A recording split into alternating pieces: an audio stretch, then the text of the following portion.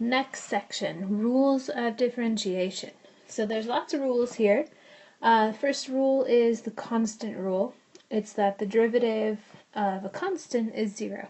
And if you think about it, a constant function is represented by a horizontal line.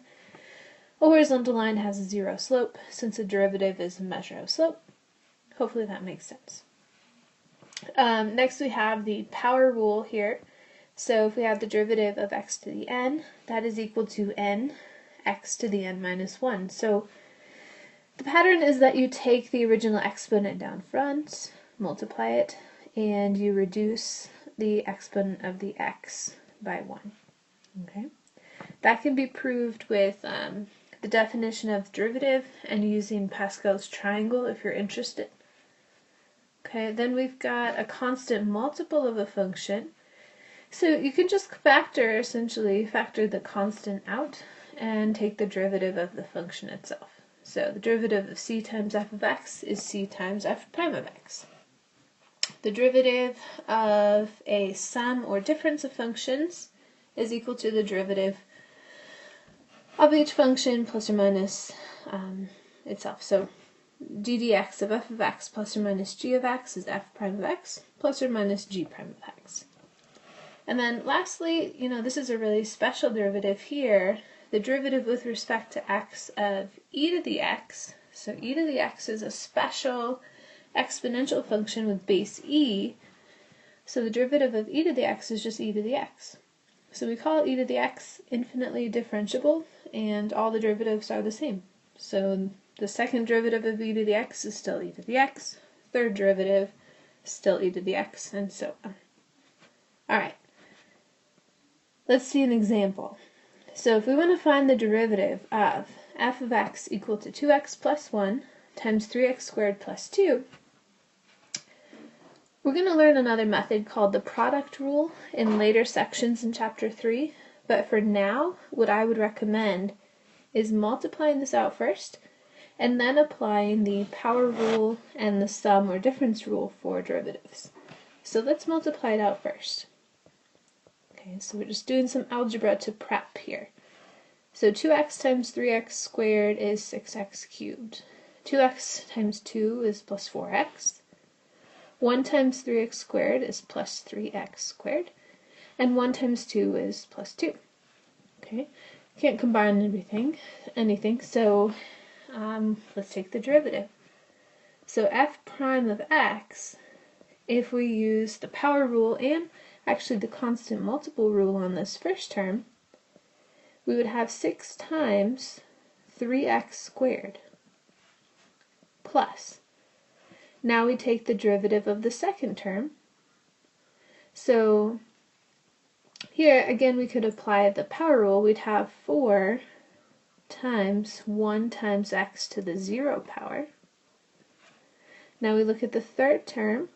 So we've got plus 3 times 2x to the first power and plus 0. Okay, so 2 is a constant, so the derivative of that constant is 0.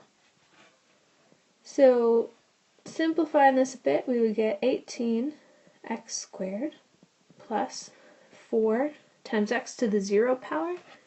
X to the 0 power is just 1, so this term is just 4. Plus 6x, and that is our derivative. Okay, so hopefully you can see, I'm going to go back a page, we use this rule, we use this rule, we use this rule, and this rule. Okay, one more example. Okay, so now we're going to use the last rule that I gave you, the derivative of e to the x, but here this is more of an application. We want to find the equation of the tangent line to y equals e to the x at a equals the natural log of 3. So if we draw a picture here, just to, it's always nice to have a visual. Here's e to the x. It's an exponential function. Natural log of 3 is, well, it's a number that's slightly greater than 1. So we'll say it's right here. Okay, so we're looking for the equation of the line tangent to y equal to e to the x at the point ln of 3. So again, we're looking for the equation of this guy. Okay. Well, so the equation of a line, any line has the formula y equals mx plus b. So we need to find a slope first and foremost. So again, a derivative is a formula for the slope at any x value, and then we can find the slope at any given point by plugging that point into the derivative function. So let's find the derivative. Alright. So dy dx, here I'm using Leibniz notation, dy dx is equal to e to the x. Okay, any derivative of e to the x is just e to the x again. So if we want to find, that's our derivative function, if we want to find the slope value at ln of 3, then we can evaluate at ln of 3. So plugging in ln of 3 for x, we have e to the natural log of 3, which simplifies down nicely to just 3. Okay, so that's going back to an algebra concept, e to the ln of x is equal to x, and ln of e to the x is equal to x. And that's because e to the x and ln of x are inverse functions. And anytime you have a composition of inverse functions, and everything's defined and okay, that composition just equals x. It's a special property of inverse functions. So that's kind of a side note, algebra side note. If you don't remember that, I'd highly recommend going back and looking up a composition of inverse functions. Okay, back to the example on hand. We now have a slope, so the slope of the tangent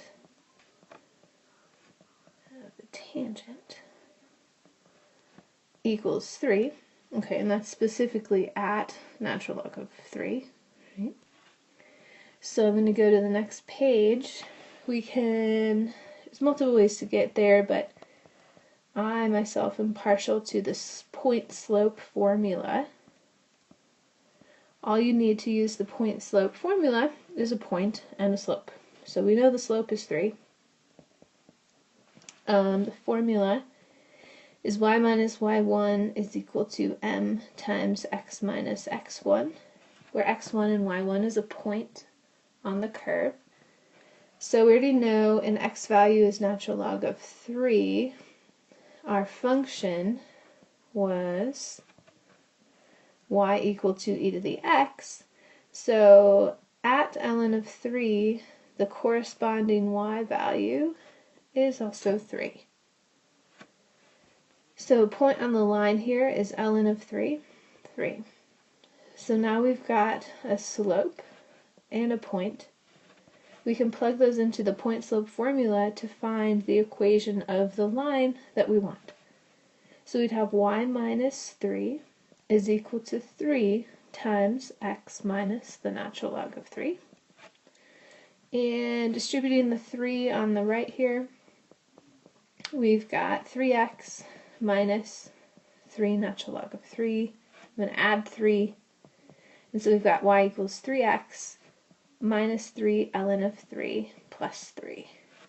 And so it looks kind of funny, but this is really my b, and here's my m. Okay, so here we have an equation of the line, and that line is the equation of the tangent line at the natural log of 3 to the function e to the x.